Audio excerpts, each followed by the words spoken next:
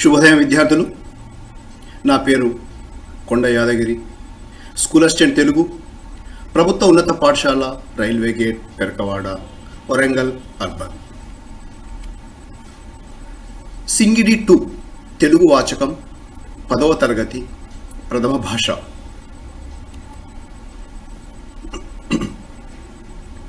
మనము పాఠ్యాంశంలోకి వెళ్ళే ముందు ఇక్కడ ఉన్నటువంటి చదవండి, ఆలోచించి చెప్పండి అనేటువంటి ఒక శీర్షిక ఉంది చూడండి, ఉపశీర్షిక. దాంట్లో మనకు కొన్ని పంక్తులు ఉన్నాయి. ఇక్కడ వాటిని చూసినట్లయితే మనం ఈరోజు ఏ పాఠ్యాంశంలోకి వెళ్ళబోతున్నాము అనేటువంటి అంశం కూడా మీకు విషయం కూడా అర్థమవుతుంది. చక్కగా నేను చదువుతాను, మీరు చూస్తూ అనుసరించండి. తెలుగు గుండెల బిగువు తెలిపింది తెలంగాణ, తెలుగు జోదుల తెగువ చూపించి తెలంగాణ, దేశానికే ముందు నిలిచిందిరా తెలంగాణ, దేశానికే పేరు తెచ్చిందిరా, దేశానికే ముందు నిలిచిందిరా తెలంగాణ, దేశానికే పేరు తెచ్చిందిరా. పరాన్న బుక్కులకు పక్కలో బల్లెమై దేశద్రోహులకింక తావు లేదని చాటి, పరాన్న బుక్కులకు పక్కలో బల్లెమై దేశద్రోహులకింక తావు లేదని చాటి, డంకా బజాయించరా తెలంగాణ, దౌర్జన్యమదిరించరా, డంకా బజాయించరా తెలంగాణ, దౌర్జన్యమెదిరించరా, జేబేరి మోగించరా తెలంగాణ, జేము రైతుల కందెరా, జేబేరి మోగించరా తెలంగాణ, జేము రైతుల కందెరా. ఈ పోరాట పాఠము, ఈ పోరాటానికి సంబంధించినటువంటి పాట కొత్తపల్లి రంగారావు గారు రచించినటువంటి తెలంగాణ పోరాట పాటలు అనేటువంటి సంకలనంలో నుంచి తీసుకోబడినటువంటిది. చూశారు కదా ఇక్కడ విద్యార్థులు.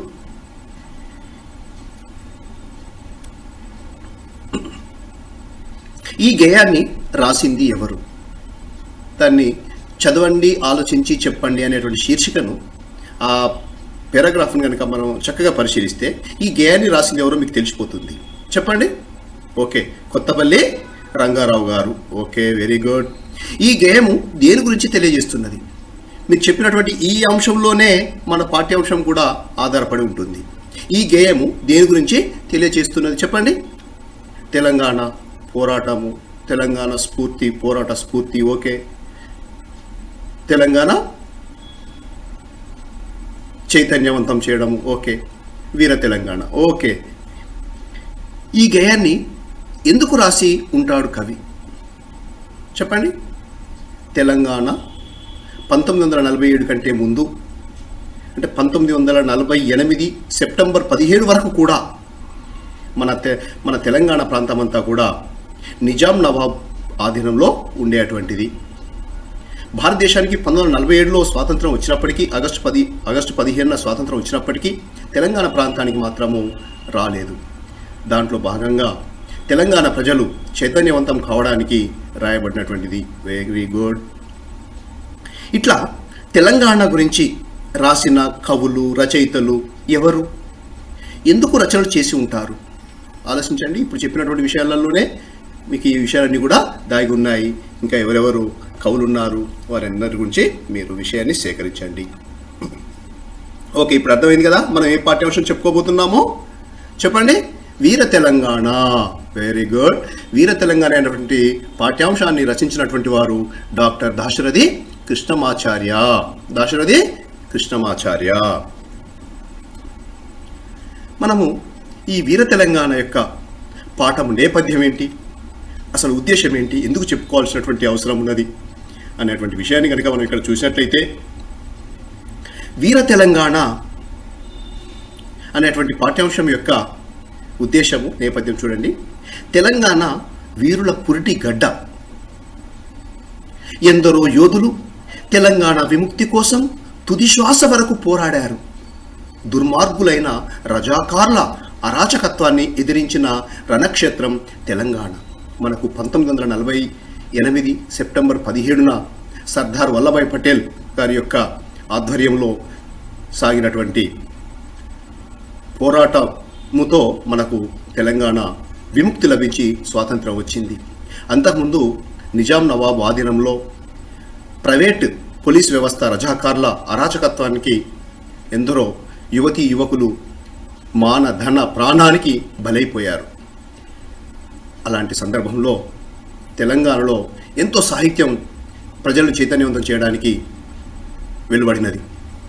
అటువంటి నేల అస్తిత్వ పరిరక్షణ కోసం తెలంగాణ ప్రజా సమూహం తమదైన పద్ధతుల్లో ధిక్కార స్వరం వినిపించింది.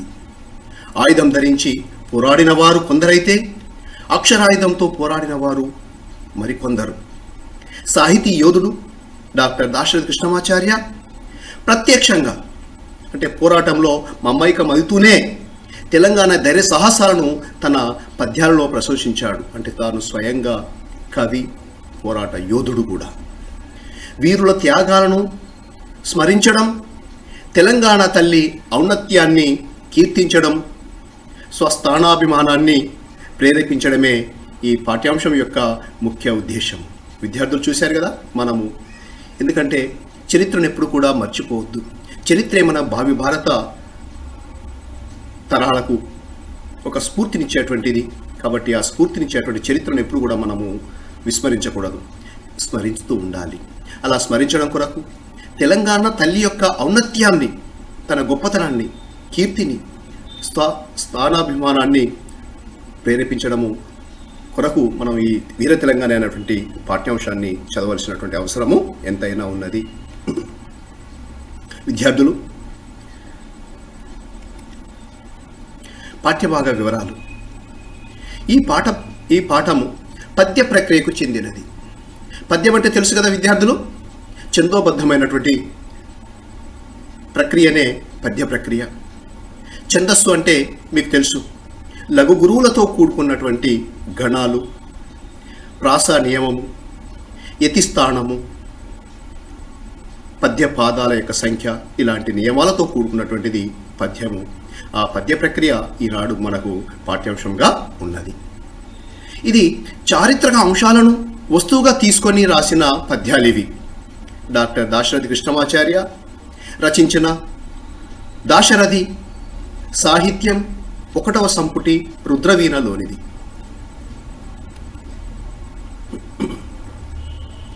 ఈ పాఠ్యాంశాన్ని రచించినటువంటి కవి గూర్చి మనం తెలుసుకోవాల్సినటువంటి అవసరం ఉంది. చూడండి, డాక్టర్ దాశరథి కృష్ణమాచార్య మహబూబాద్ జిల్లాలోని చిన్నగూడూరులో జన్మించాడు. ఉమ్మడి వరంగల్ జిల్లా నుండి విడిపోయినటువంటి భూభాగమే మహబూబాద్ జిల్లా. ఇప్పటి కొత్త జిల్లా అయినటువంటి మహబూబాద్ జిల్లాలోని చిన్నగూడూరులో జన్మించాడు. ఈ మహబూబాబాద్ ఒకప్పుడు మన ఉమ్మడి జిల్లాలో, వరంగల్ ఉమ్మడి జిల్లాలో ఉండేటువంటిది. అలాంటి వరంగల్ ఉమ్మడి జిల్లాలో జన్మించినటువంటి ఒక గొప్ప కవి దాశరథి కృష్ణమాచార్య మనవాడు అవడము తెలుగు ప్రజలకు, వరంగల్ ఉమ్మడి ప్రజలకు ఎంతో స్ఫూర్తిదాయకము. అలాంటి మహోన్నత వ్యక్తి గురించి మనము ఎంత చెప్పుకున్నా చాలా తక్కువనే. నాటి పాలకులపై ప్రజా వ్యతిరేక పోరాటాల్లో ఆచరణాత్మక వైఖరితో ప్రజలను చైతన్యవంతం చేసిన ఉద్యమ కవి. నా గీతావళి ఎంత దూరము ప్రయాణం బౌనో అందాక ఈ భూగోళంబున కగ్గి పెట్టెదనన్నాడు. నిజాంకు వ్యతిరేకంగా పద్యాలను జైలు గోడల మీద రాసిన ధీరుడు. చూడండి, ఏ యొక్క రాజైతే తనను బందీగా చేసి జైలులో బంధించాడో ఆ జైలు గోడల మీదనే ఆ రాజుకు వ్యతిరేకంగానే, ఓ నిజాం పిశాచమా నిన్ను పోలిన రాజు మాకెన్నడీన్ కానరాడు, ఓ నిజాం పిశాచమా నిన్ను పోలిన రాజు మాకెన్నడీన్ కానరాడు, నా తెలంగాణ కోటి రతనాల వీణ అంటూ ఆ యొక్క జైలు గోడల మీదనే ఆ రాజును పిశాచముతో పోల్స్తూ ఆ జైలు గోడల మీదనే ఎదిరించినటువంటి ధీరోదాత్తుడు, మహోన్నతమైనటువంటి వ్యక్తిత్వం కలిగినటువంటి వాడు, ధైర్య సాహసాలను ప్రదర్శించినటువంటి మహాకవి మన దాశరథి. అగ్నిధార, రుద్రవీణ, మహోంద్రోదయం, పునర్నవం, కవితా పుష్పకం, తిమిరంతో సమరం, అమృతాభిషేకం, ఆలోచనాలు మొదలైన కవితా సంపుటాలను, నవమి నాటకాల సంపుటిది, యాత్రాస్మృతి, స్వీయ చరిత్ర వంటి పలు గ్రంథాలను రచించి సినీ గేయ కవిగా ఆనిముత్యాల వంటి పాటలు రాసి సినిమా పాటకు సాహిత్య గౌరవాన్ని తీసుకువచ్చిన మహాకవి మన దాశరథి కృష్ణమాచార్య గారు. వారు 22 జూలై మాసం 1925లో జన్మించి 5వ తారీఖు 11వ నెల 1987లో పరమపదించారు. తెలుగులో గజల్ ప్రక్రియకు ప్రాణం పోసిన దాశరథి 1961లో గాలిబ్ గజల్లను అనువదించాడు. ప్రసిద్ధ ఉర్దూ కవుల కవిత్వాన్ని అనువదించి విమర్శకుల ప్రశంసలను పొందాడు. తెలుగు సాహిత్యానికి చేసిన సేవకు గాను ఆంధ్రప్రదేశ్ సాహిత్య అకాడమీ అవార్డు 1967లోను, కేంద్ర సాహిత్య అకాడమీ అవార్డు 1977లోను అందుకున్నాడు. ఆంధ్రప్రదేశ్ రాష్ట్ర చివరి ఆస్థాన కవి, ఆవేశానికి అక్షరాన్ని తొడిగి అభ్యుదయ పదాన తన కవిత్వాన్ని నడుపుతూనే సున్నితమైన భావుకతతోనూ ప్రాచీన పద్య శైలితోనూ ప్రజల హృదయాలను ఆకట్టుకున్న సమన్వయ ప్రతిభాశీలి ప్రజాకవి మన దాశరథి కృష్ణమాచార్య. అంతటి మహోన్నతమైనటువంటి వ్యక్తిత్వం కలిగినటువంటి కవి మన తెలంగాణ వాడు కావడము, మన ఉమ్మడి వరంగల్ జిల్లా వాడు కావడము మనకెంతో గొప్పతనం.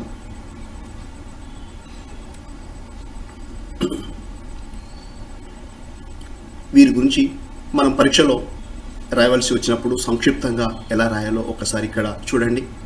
కవి డాక్టర్ దాశరథి కృష్ణమాచార్యులు. కాలము జననము 22/7/1925, మరణము 5/11/1987. వీరి రచనలు వాక్య నిర్మాణంలో కనుక మనము చూసినట్లయితే ఎలా ఉంటుందో చూడండి. నేను వారి రచనలను ఎలా వాక్య నిర్మాణం చేశానో చూడండి ఒకసారి. తిమిరంతో సమరం చేసి, అంటే ఇక్కడ తిమిరంతో సమరం అనేటువంటిది ఆయన రచన. తిమిరంతో సమరం చేసి రుద్రవీణ మ్రోగించి అగ్నిధారలు కురిపించి మహోంద్రోదయంన నవమి నాట పునర్నవం కవితా పుష్పకం వెదజల్లి అమృతాభిషేకం పొందిన మహాకవి దాశరథి. ఇలా ఒక్క వాక్య నిర్మాణంలో వారి యొక్క రచనలను, మనకి ఇంపార్టెంట్ రచనలను మనం తీసుకొని రాయవచ్చు. వీరు పొందినటువంటి అవార్డులు: 1967లో ఆంధ్రప్రదేశ్ సాహిత్య అకాడమీ అవార్డు, 1974లో కేంద్ర సాహిత్య అకాడమీ అవార్డు.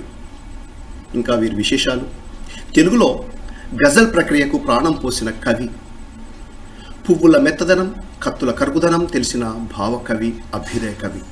సర్వసాధారణంగా కవులు ఏదైనా ఒక మార్గాన్ని ఎంచుకుంటారు, భావకవిత్వమా అభ్యుదయ కవిత్వమా. కానీ ఈయన పువ్వుల మెత్తదనం తెలిసినటువంటి భావకవి, కత్తుల కరుగుదనం తెలిసినటువంటి అభ్యుదయ కవి, ప్రజలను భావుకతతోనూ మనో ఉల్లాసం కలిగించినటువంటి కవి, అభ్యుదయంతో ప్రజలను చైతన్యవంతం చేసినటువంటి కవి. కాబట్టి మహోన్నతమైనటువంటి వ్యక్తిత్వం కలిగిన గొప్ప కవి మన దాశరథి కృష్ణమాచార్యుడు. పువ్వుల మెత్తదనమే తెలుసుకుందరు కవులకు, కానీ కత్తుల కరుగుదనం కూడా తెలిసినటువంటి మహాకవి పుంగవుడు. దాశరథి కలము పట్టి ప్రజా చైతన్యం చేసిన కవి, ఉద్యమాల్లో పాల్గొని యువతలో ధైర్యం నింపిన యోధుడు దాశరథి. సర్వసాధారణంగా ఇక్కడ కూడా అయినది 2 మార్గాలు కనిపిస్తుంటాయి. కొందరు కలముతోనే ప్రజా చైతన్యం చేస్తారు, కొందరు ఖడ్గంతోనే, ఉద్యమాలతోనే ధైర్యాన్ని నింపి చైతన్యం చేస్తారు ప్రజలలో. కానీ ప్రత్యక్షంగా ఉద్యమాల్లో పాల్గొని యువతలో ధైర్యం నింపినటువంటి వాడు, కలము పట్టి తన సాహిత్య ప్రక్రియతో ప్రజలను చైతన్యవంతం చేసినటువంటి వాడు దాశరథి.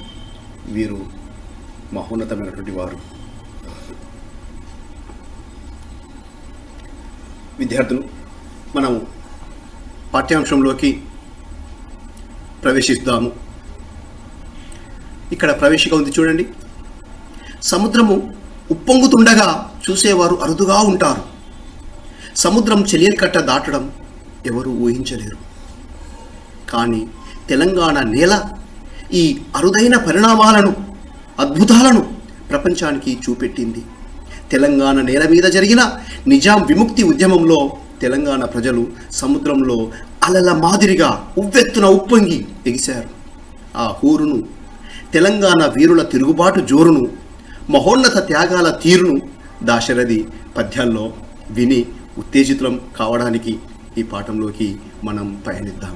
నిజమే, మీరు సముద్రం ఒడ్డుకు గనుక వెళ్ళినట్లయితే అక్కడ చూసేటువంటి ఆ పరిస్థితులు, అక్కడ ఉప్పొంగుతున్నటువంటి అలలు ఒక భయంకరంగా ఉంటాయి. ఇంకా అవి చెయ్యలి కట్టలను కనుక దాటివేసి వచ్చినట్లయితే ఇంకా మనం ఊహించలేము, ఉవ్వెత్తున ఎగిసిపడుతూ ఉంటాయి. ఒక మహోన్నతమైనటువంటి అలలు, భయంకరాన్ని కల్పించేటువంటి అలలుగా మనం ఊహించలేము. కానీ తెలంగాణ నేల మీద ఉన్నటువంటి ఆ అరుదైనటువంటి పరిణామాలను మన పూర్వీకులు తెలంగాణ విముక్తి ఉద్యమంలో పాల్గొని ఎంతో అలజడి సృష్టించినటువంటి ఆ పరిస్థితులను మనం చూడవచ్చు.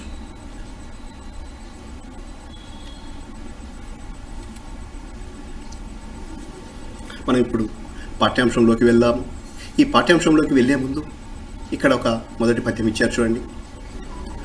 ఓ తెలంగాణ నీ పెదవులొత్తిన శంఖ మహారవమ్ములి భూతల మెల్ల నొక్క మొగి బొబ్బులు పెట్టిన ఎట్లు తోచే. ఓహో తెలవార్చి వేసినవి ఒక్కొక్క దిక్కు నవోదయాకరు ప్రీత జలేజసూన తరణీకృత దేవనదీ తరంగముల్. చూడండి విద్యార్థులు, ఒక్కసారి నేను ఈ పద్యాన్ని భావయుక్తంగా చదువుతాను చూడండి.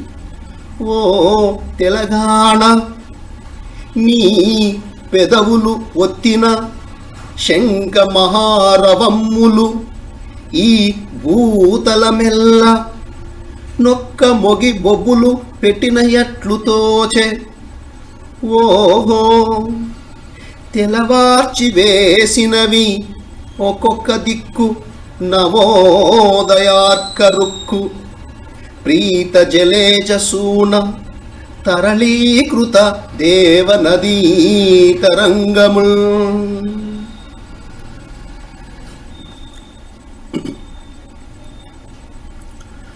ఓ తెలంగాణ, ఓ తెలంగాణమా నీ పెదవులొత్తిన, నీ పెదవులతో ఊదినటువంటి శంఖ మహారవమ్ములు, ఊదినటువంటి ఆ శంఖ ధ్వనులు, మహారవములు, గొప్ప అయినటువంటి రవము అంటే ధ్వని, శబ్దము, ఆ గొప్ప ధ్వనులు ఈ భూతల మెల్ల, ఈ భూమండలం అంతా కూడా నొక్క మొగి బొబ్బులు పెట్టిన ఎట్లు తోచే. ఒక్క మారుగా పెద్ద అయినటువంటి శబ్దాలు, బొబ్బలు పెట్టిన ఎట్లుగా ప్రతిధ్వనించాయి. ఓహో ఆహా ఆశ్చర్యార్థకం. తెలవార్చి వేసినవి ఒక్కొక్క దిక్కు, తెలవార్చి వేసినవి సూర్యుని యొక్క కిరణాల చేత ఉదయించిందా అన్నట్లుగా, తెలవార్చి వేసినవి ఉదయించినవి అన్నట్లుగా ఒక్కొక్క దిక్కు నవోదయార్కరు ప్రీత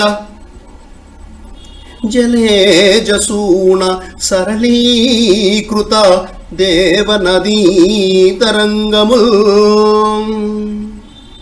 సూర్యుని కిరణాల చేత ప్రీతి పొందిన పద్మాలతో చెలించిన ఆకాశ గంగా తరంగాలు అన్ని దిక్కులను తెలవారేటట్లు చేశాయి అన్నట్లుగా ఈ పద్యంలో కవి ఎంత చక్కటి భావాన్ని మనకు ఈ తెలంగాణలో చైతన్యవంతమయ్యారు ప్రజలు. అంటే సూర్యోదయము అనేటువంటిది చైతన్యానికి సూచిక. అలాంటి సూర్యోదయము నలుదిక్కుల అయింది. అంటే తెలంగాణ ప్రాంతమంతా కూడా ఆ ప్రజలు చైతన్యవంతమై తెలంగాణ సాధన కొరకు, తెలంగాణ స్వాతంత్ర పోరాటంలో పాల్గొన్నారు, ఆ తెలంగాణను సాధిస్తున్నారు అని చెప్పడానికి సూర్యోదయాన్ని కవి ఎంత చక్కగా పోల్చాడు చూడండి. అర్థమైందా విద్యార్థులు? ఓ తెలంగాణమా నీ పెదవులతో ఊదిన శంఖధ్వనులు ఈ భూమండలమంతా ఒక్క మారుగా బొబ్బులు పెట్టినట్లుగా ప్రతిధ్వనించాయి. ఆహా ఉదయించిన సూర్యుని కిరణాల చేత ప్రీతి పొందిన పద్మాలతో చెలించిన ఆకాశ గంగా తరంగాలు అన్ని దిక్కులను తెలవారటట్లు చేశాయి. ఇక్కడ రెండో పద్యం చూడండి. ఈ రెండో పద్యానికి మనము ప్రతిపదార్థాలు కూడా రాయవలసినటువంటి అవసరం ఉన్నది. ఇది పరీక్షలో వస్తే ఎలా ప్రతిపదార్థాలు కూడా రాయాలో చూడండి. నేను ఈ పద్యాన్ని చదువుతాను. తల్లి నీ ప్రతిభా విశేషముల్ భూత ప్రేత హస్తములను డుల్లెన్ కొన్ని తరాల దాకా ఇప్పుడడుల్వోయే సౌదామణి వల్లీ పుల్ల విభావలు బ్రతుకు త్రోవలు చూపు కాలమ్ములు మల్లెన్ స్వచ్ఛతరోజ్వల ప్రథమ సంధ్యాబాను వేతెంచెడిన్ స్వచ్ఛతరోజ్వల ప్రథమ సంధ్యాభాను వేతెంచెడిన్. ఇప్పుడు భావయుక్తంగా చదువుతాను, విద్యార్థులు చూడండి. తల్లి నీ ప్రతిభా విశేషములు భూత ప్రేత హస్తములన్ దుళ్ళెను కొన్ని తరాల దాకా ఇప్పుడు అడ్డులు పోయే సౌధామణి వల్లి పుల్ల విభావలులు బ్రతుకు త్రోవలు చూపు కాలమ్ములున్ మల్లెన్ స్వచ్ఛత ఉజ్వల ప్రథమ సంధ్యాబానువు ఏ తెంచెడిన్. చూడండి విద్యార్థులు, భావయుక్తంగా చదివారు. మళ్ళొక్కసారి ఈ పద్యాన్ని రాగయుక్తంగా చదువుతాను, తర్వాత ప్రతిపార్థాల్లో చూద్దాం మనం. తల్లి నీ ప్రతిభా విశేషముల్ భూత ప్రేత హస్తములను డుల్లెన్ కొన్ని తరాల దాకా ఇప్పుడడుల్వోయే సౌధామణి వల్లీ పుల్ల విభావలు బ్రతుకు త్రోవలు చూపు కాలమ్ములు మల్లెన్ స్వచ్ఛతరోజ్వల ప్రథమ సంధ్యాబాను వేతెంచెడిన్. విద్యార్థులు చూశారు కదా, మనము ఈ పద్యానికి ప్రతిపదార్థాలు చూద్దాం ఎలా రాయాలి. తల్లి ఓ మాత, అమ్మా, నీ యొక్క ప్రతిభా విశేషముల్ కొన్ని తరాల దాకా. ప్రతిభా విశేషముల్, ప్రతిభ ప్రజ్ఞా విశేషాలు కొన్ని తరాల దాకా, కొన్ని తరాల వరకు భూత ప్రేత హస్తములను డుల్లెన్. భూత ప్రేతాలు విన్నారు కదా మీరు, అమ్మమ్మల వీళ్ళు చెప్తుంటారు భూతము ప్రేతము అని. భూత ప్రేతాలు అంటే చెడును కల్పింపచేసేటువంటి ఒక శక్తులు. వాటినే మనం దయ్యాలు భూతాలు అని మన ఊర్లలో అంటూ ఉంటారు. చెడును కల్పింపచేసేటువంటివి చెడు శక్తులు భూత ప్రేత. హస్తములన్ చేతులలో, చెడును కల్పింపచేసేటువంటి ఆ భూత ప్రేతాల యొక్క చేతులలో డుల్లెన్ పడిపోయినవి, చిక్కుకొనిపోయినవి ఇన్ని రోజులు. అంటే ఆ భూత ప్రేత హస్తములన్ డుల్లెను అని కవి ఇక్కడ ఎందుకన్నాడు చెప్పండి.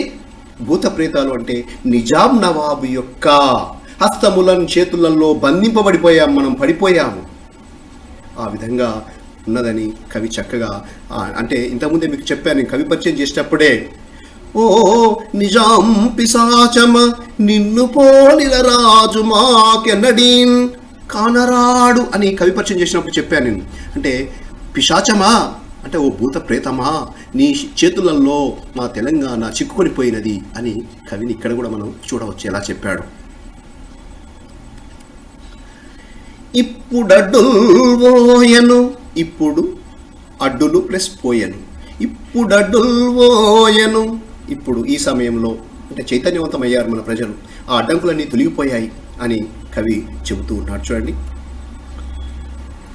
సౌదామణి వల్లి పుల్ల విభావలు, సౌదామణి వల్లి, సౌదామణి మెరుపు వంటి, వల్లి తీగల, మెరుపు తీగల, పుల్ల విచ్చుకున్నటువంటి విభావలుల్, విభా ప్లస్ ఆవలుల్, కాంతుల వరుసలు. ఆవలు అంటే సమూహము, వరుసలు. ఆ కాంతుల యొక్క సమూహము, కాంతుల యొక్క వరుసలు. బ్రతుకు త్రోవలు చూపు కాలములు మల్లెన్. బ్రతుకు త్రోవలు, బ్రతుకు కొరకు దారులు చూపినటువంటి, చూపేటువంటి కాలములున్ సమయములు మల్లెన్ తిరిగి వచ్చినవి. మంచి రోజులు వచ్చినాయి, తిరిగి వచ్చినాయి అంటే మళ్ళీ మనకు బ్రతుకుదారులు చూపేటువంటి, మనకు బతుకుదెరువులు చూపేటువంటి ఆ సమయం ఇప్పుడు మళ్ళీ మనకు ఆసన్నమైనది అని కవి తెలంగాణ ప్రజల యొక్క ఆశలపై ఆశలు చిగురింప చేసినట్లుగా మనకు కలిగేటువంటి శుభకార్యాలను చక్కగా వివరిస్తున్నాడు ఇక్కడ. స్వచ్ఛతరోజ్వల ప్రథమ సంధ్యాబాను వేతెంచడిన్. అత్యంత స్వచ్ఛమైనటువంటి, అత్యంత స్వచ్ఛమైనటువంటి, ఉజ్వల ప్రకాశవంతమైన ప్రథమ సంధ్య, తొలిపొద్దు. ప్రథమ సంధ్య, మనకు సంధ్యాకాలాలు 3: ప్రాతకాల సంధ్య, మధ్యాహ్నకాల సంధ్య, సాయంకాల సంధ్య. మనకు 3 సంధ్యాకాలాలు ఉంటాయి, త్రికాల సంధ్యలు అంటారు. ఈ త్రికాల సంధ్యలలో ప్రథమ సంధ్య అన్నాడు కవి. అంటే తొలిపొద్దు, ఉదయించేటువంటి సూర్యుని యొక్క కిరణాలు ప్రజా చైతన్యానికి సూచికలు. కాబట్టి ఆ ప్రథమ సంధ్యాకాలము తెంచింది ఆ యొక్క సూర్యుడు. ఆ ప్రథమ సంధ్యను తెలిపేటువంటి ఆ సూర్యుని యొక్క కిరణాలచే మనకు ప్రథమ సంధ్యాకాలము తెంచన్ వచ్చింది అని చెప్తున్నాడు కవి. అంటే తొలిపొద్దు సూర్యుడు వస్తున్నాడు అంటే ప్రజలలో చైతన్యం వచ్చేసి మనకు తెలంగాణ స్వాతంత్రము అవుతుంది అని కవి యొక్క భావనతోని 1948 కంటే ముందు ఉన్నటువంటి పరిస్థితులను తెలియపరిచేటువంటి ఈ యొక్క విధానం. పద్యాన్ని మరొకసారి చూడండి.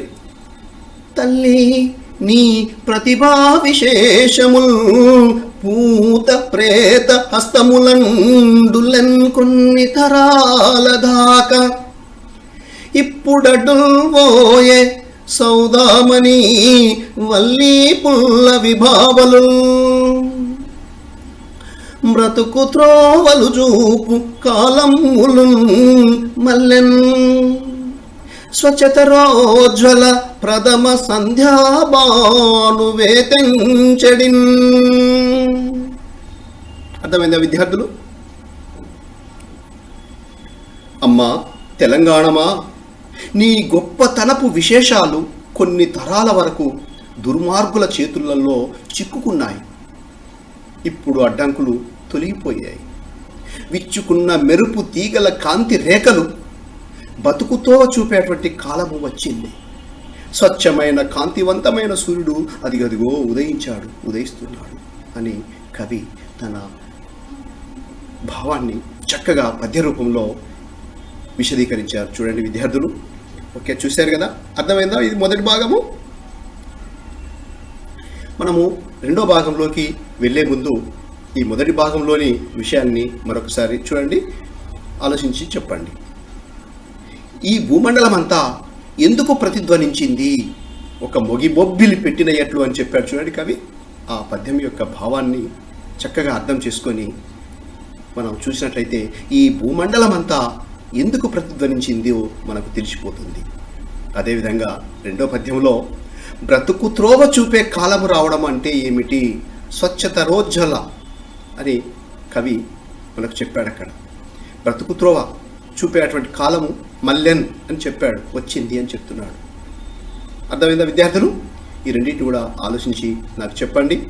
తర్వాత మనకు ఈరోజు చదువుకున్నటువంటి కవి పరిచయం దాశరథి కృష్ణమాచార్య గారి గురించి పరీక్షలో వస్తే ఎలా ఉంటుందో చెప్పండి అని చెప్పాను, చూసారా?